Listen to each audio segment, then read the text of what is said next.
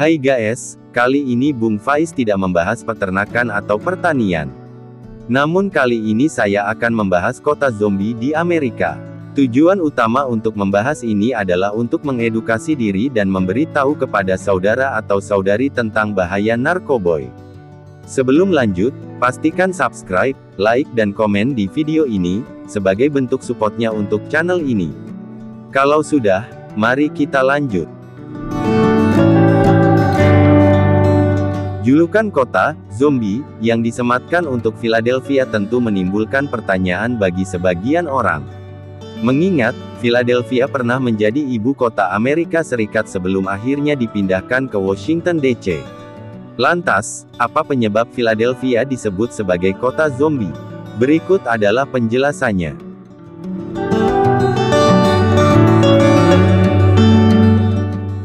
Philadelphia adalah salah satu wilayah terbesar di Pennsylvania, Amerika Serikat yang memiliki julukan sebagai kota zombie.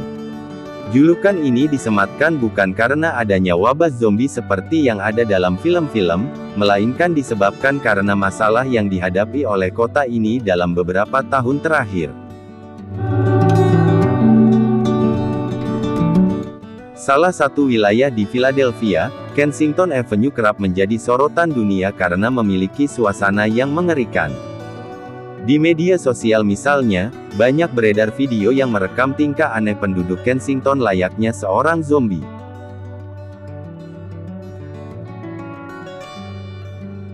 Salah satu alasan utama di balik julukan kota zombie adalah epidemi narkoba yang melanda Philadelphia. Kota ini telah lama berjuang melawan masalah penyalahgunaan zat, terutama silazin, fentanyl dan heroin. Permasalahan narkoba semakin besar karena di Philadelphia fentanyl dan heroin dijual di jalanan dengan harga rendah. Bahkan di tahun 2020, diperkirakan ada 1.200 kasus overdosis obat fatal yang tidak disengaja di Philadelphia. Selain heroin dan fentanyl, silazin juga menjadi narkoba yang banyak dipakai. Silazin merupakan obat penenang hewan yang dikenal sebagai obat zombie atau terang. Narkoba ini dapat membuat penggunanya mengalami kesurupan atau membuat mereka tidak sadarkan diri untuk jangka waktu yang cukup lama. Mengutip Fox News, salah satu wilayah di Philadelphia yang memiliki pasar narkoba terbuka adalah Kensington. Di wilayah itu, para penggunanya terang-terangan menyuntik diri mereka di jalanan terbuka.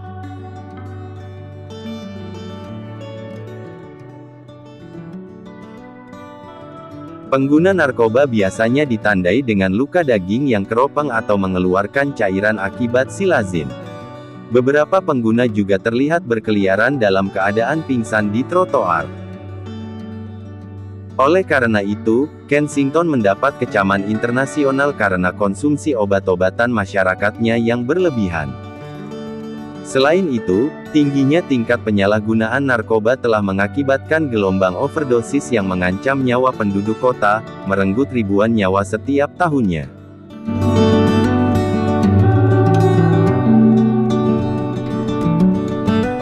Gambaran orang-orang yang terjerumus dalam ketergantungan narkoba di wilayah Philadelphia itu terlihat seperti zombie. Hingga akhirnya kota tersebut dikelilingi kota zombie karena efek buruk narkoba serta dampak buruk dari krisis narkoba di Philadelphia. Dengan gambaran di video ini, semoga tidak ada saudara atau keluarga dan teman-teman kita yang jadi korban dari barang haram ini, amin.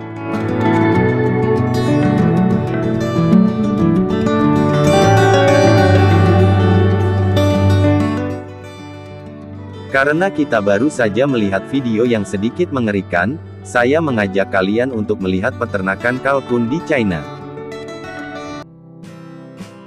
Inilah yang terjadi di ruang inkubator telur peternakan kalkun di China dengan peralatan canggihnya.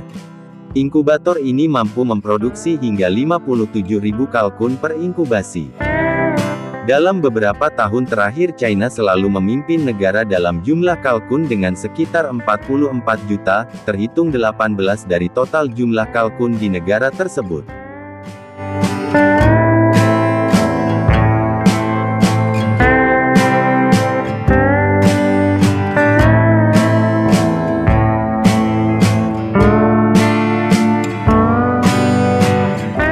Setelah 7 hari ribuan telur ini akan diperiksa untuk memastikan sel-sel di dalamnya berkembang dengan baik.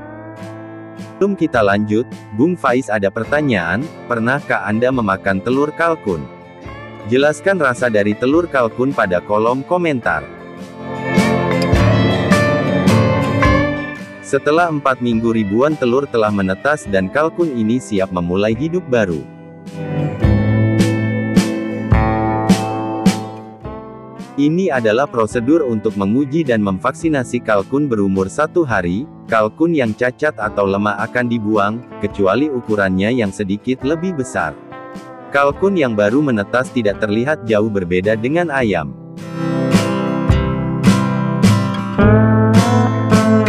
Setelah proses pengujian dan vaksinasi selesai, ribuan kalkun akan dikirim ke peternakan. Saat ini terdapat 2.000 peternakan kalkun di China.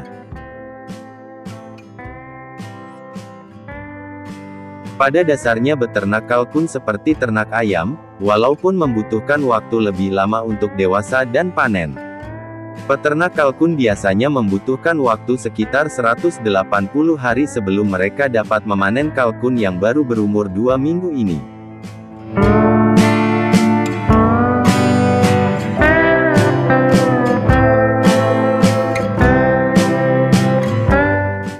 Saat ini China adalah salah satu negara pemasok daging kalkun terbesar di dunia.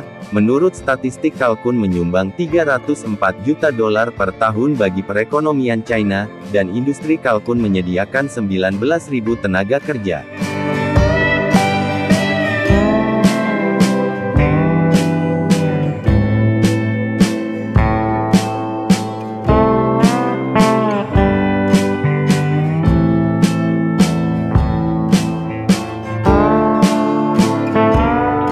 Tidak hanya hidup di penangkaran tetapi banyak peternak di China juga memelihara kalkun liar. Hal ini bagus untuk pencegahan penyakit pada kalkun dan juga meningkatkan kualitas daging. Kalkun dianggap matang sepenuhnya ketika beratnya mencapai 30 hingga 40 pon, sedangkan berat kalkun liar hanya 15 hingga 25 pon.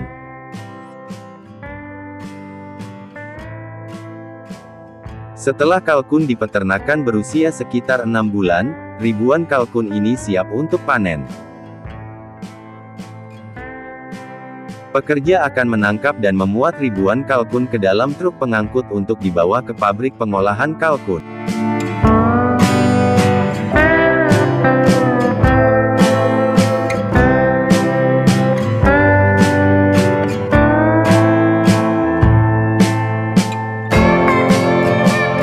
Inilah yang terjadi di pabrik pengolahan kalkun.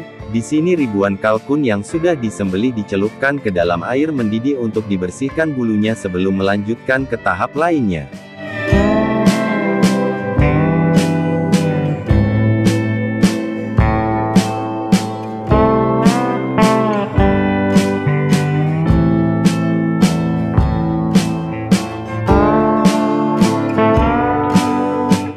Dengan penerapan teknologi modern, pabrik ini hanya perlu mempekerjakan sekitar 40 hingga 50 pekerja dalam seluruh proses pengolahan ribuan kalkun sehari.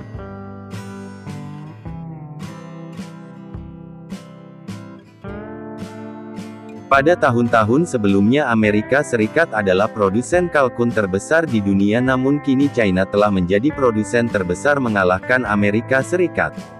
Salah satu bukti keuletan dan kegigihan China dalam menjalankan dan mengembangkan sumber daya mereka.